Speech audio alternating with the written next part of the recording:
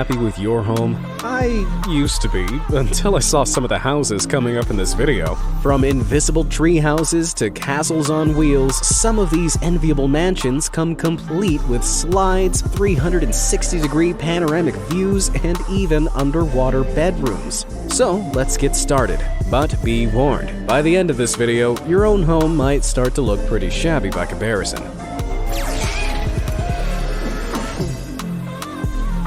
Dr. Seuss House.